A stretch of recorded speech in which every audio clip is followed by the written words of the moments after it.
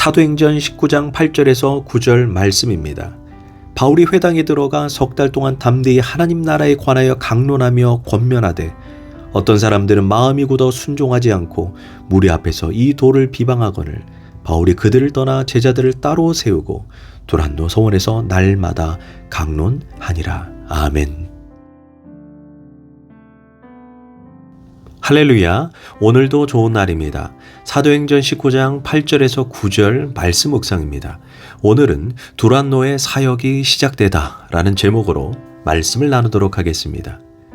바울이 에베소를 처음 방문했을 때는 사실 2차 전도 여행을 거의 다 마치고 자신을 파송한 안디옥 교회로 돌아가는 길목이었습니다. 더 오래 있기를 청하는 에베소 사람들에게 하나님의 뜻이면 너희에게 돌아오리라 이렇게 약속했고, 바울이 3차 전도 여행 때 그 약속을 지켜 에베소를 다시 찾게 된 것입니다. 그리고 3차 전도 여행을 하면서 두 가지 점을 강조했습니다. 첫째는 성령의 능력에 관한 것입니다.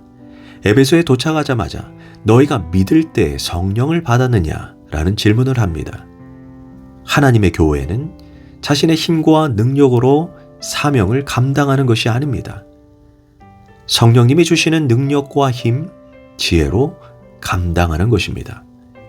아무리 지혜롭고 전략이 있고 돈이 있다고 교회가 되는 것이 아닙니다. 항시 하나님의 일은 성령의 능력을 힘입은 사람들을 통해 영혼을 구원하고 복음이 전파되고 교회가 굳건하게 세워져 가는 것입니다. 둘째는 사도 바울의 선교 전략이 바뀝니다.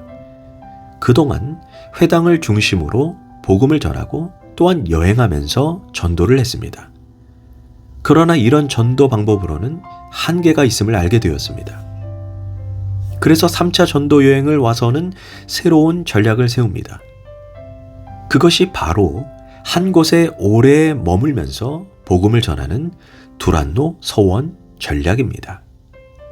능력받고 성령 충만함을 받은 에베소 교회의 성도 12명의 제자들과 함께 이 사역을 시작합니다. 그리고 그곳에서 2년 동안 하나님의 나라를 전파합니다. 바울이 에베소 사역에서 가르친 대주제는 바로 하나님의 나라입니다. 흔히들 우리는 하나님의 나라라고 하면 항상 저 보이지 않는 천국을 생각합니다. 그러나 예수님이 전하신 하나님의 나라는 그런 의미만 있는 것이 아닙니다. 예수님이 가르치신 첫 주제가 하나님의 나라입니다.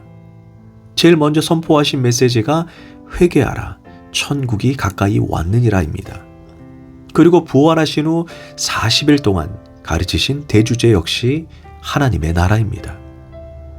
예수님은 왜 하나님의 나라를 선포하시면서 먼저 회개하라 이렇게 말씀하셨을까요?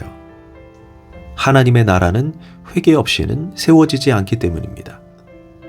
먼저 하나님의 나라가 원어로 살펴보면 바실레이아로, 이는 이 세상 속에서 사탄에 의해 파괴된 영역들이 있습니다. 그곳에 하나님의 통치, 하나님의 주권, 하나님의 다스림이 임하게 하는 것이 하나님의 나라라는 개념입니다. 그러기 위해서 우선되어야 하는 것이 우리의 심령 안에 하나님의 나라가 먼저 세워져야 합니다. 그러기 위해 우리에게 진정한 회개가 필요합니다. 회개는 무엇입니까? 하나님의 말씀에 근거해서 죄라고 말하는 것에 단호하게 떠나고 고치는 행위가 회개입니다.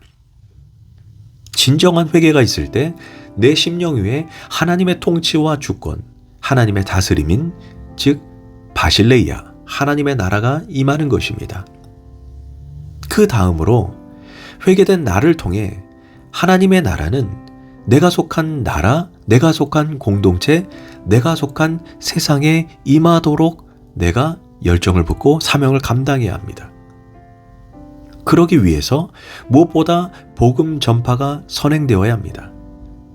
동시에 이 땅의 그리스도인들이 성경적 가치관과 반대되는 악령의 역사와 싸워나가야 합니다. 그러나 문제는 하나님의 백성들을 통해 이 세상에 하나님의 나라, 하나님의 통치가 임하고 있지 않고 있다는 것입니다. 한국에는 1,000만 크리스천이 있어도 여전히 국가나 사업체의 부정부패, 불법, 편법이 그대로입니다. 이혼율과 청소년 자살률도 거의 세계 1위입니다. 하나님이 미워하는 동성애 법도 합법화가 되려고 합니다. 이 말인즉 크리스천들이 많아져도 우리들을 통해 하나님의 나라, 하나님의 통치, 성경적인 가치관이 한국 땅에 전혀 세워지고 있지 못하다는 것입니다. 이 말인즉 하나님의 백성들이 이 세상 속에서 하나님의 백성답게 살지 못하고 있다는 것입니다. 참으로 부끄러운 것입니다.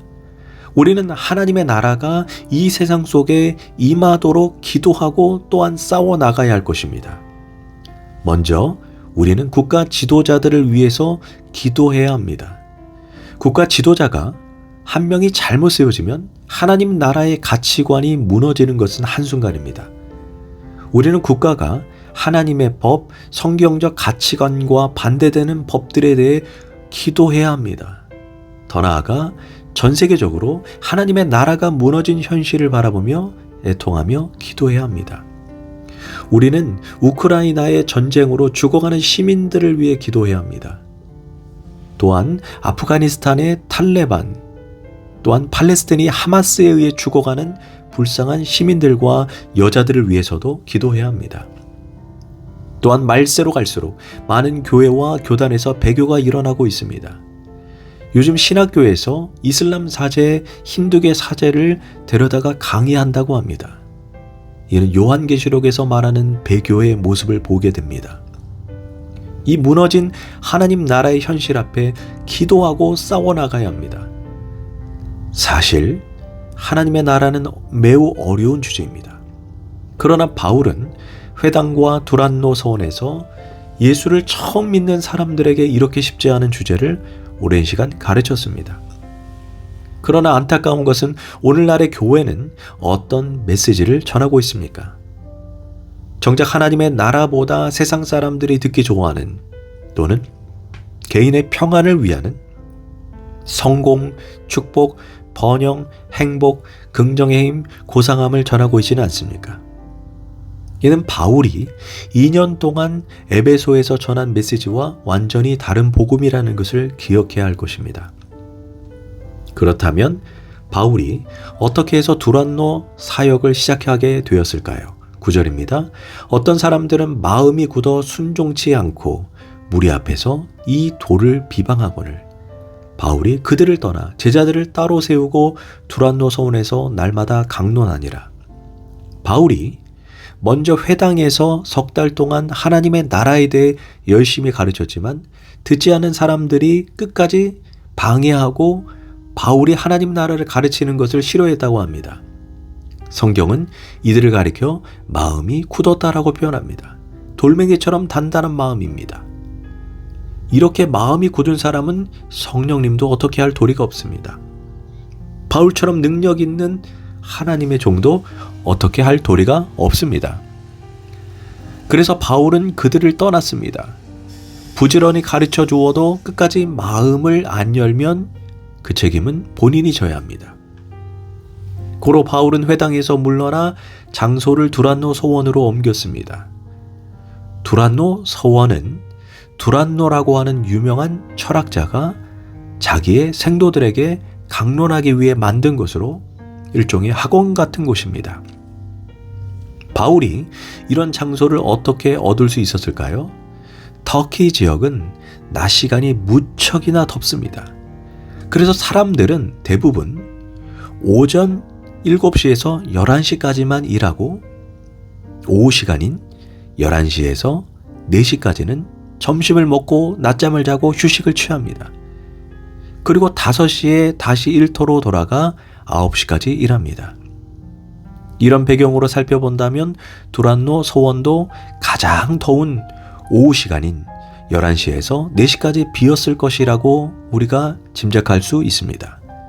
학자들에 의하면 바울은 다른 사람들이 일하는 오전 시간인 7시에서 11시까지는 하나님의 말씀을 충분히 연구했을 것이고, 그리고 오후 시간인 11시부터 오후 4시까지는 두란노 서원에서 하나님의 나라를 2년 3개월 동안 강론한 것입니다. 그런 점에서 바울이 택한 시간, 바울을 찾아온 사람들이 강론을 들은 시간을 우리가 눈여겨볼 필요가 있습니다. 그 시간은 대부분의 사람들이 휴식을 취하고 잠을 자는 시간, 제일 힘들고 덥고 졸리고 피곤하고 가장 능률이 오르지 않는 시간입니다. 세상 사람들이 쉬는 시간, 세상 사람들이 꺼리는 시간을 이용해 말씀을 배우려고 심혈을 기울였습니다. 사실 중국의 문이 열리기 전 공산 치하에서 목숨 걸고 믿음을 지켰던 신자들이 어떻게 했습니까? 그들은 하루 종일 노동을 하고 공산교육인 소양교육까지 받은 후에 집으로 돌아왔습니다. 이들은 피곤한 몸을 가지고 자야 할 시간에 이불을 뒤집어 쓰고 라디오 주파수를 통해 들려오는 기독교 방송을 들었습니다. 말씀을 한자 한자 받아 적으며 그 말씀을 마음에 새기고 외우고 기도하던 신자들이 한두 명이 아니었다고 합니다. 사실 하루 종일 공장에서 일하고 온 그 지친 몸으로 밥 먹고 TV를 보며 휴식을 취하고 싶지 않았겠습니까? 그러나 그들은 기도하고 말씀을 듣고 때때로 지하교회에서 만나 하나님의 말씀을 나누었고 서로의 신앙을 격려했다고 합니다. 이런 점에서 기독교는 시원한 에어컨 바람을 맞으며 걸어오지 않았습니다. 기독교는 가장 어려운 시간에 가장 힘든 여건을 무릅쓰고 말씀을 사모하는 사람들을 통해 일어났습니다. 하나님의 말씀을 배우려면 에베소 사람들처럼 남들이 쉬는 시간을 이용하지 않으면 안 됩니다. 말씀을 배우고 싶으면 TV 보는 시간을 빼야 합니다. 기독교는 한가한 사람들이 믿는 종교가 아닙니다. 기도하겠습니다. 하나님, 우리에게도 두란노 성원의 성도들처럼 말씀에 대한 열정, 사모함, 갈급함, 열심을 부어 주시옵소서. 예수님의 이름으로 기도합니다. 아멘.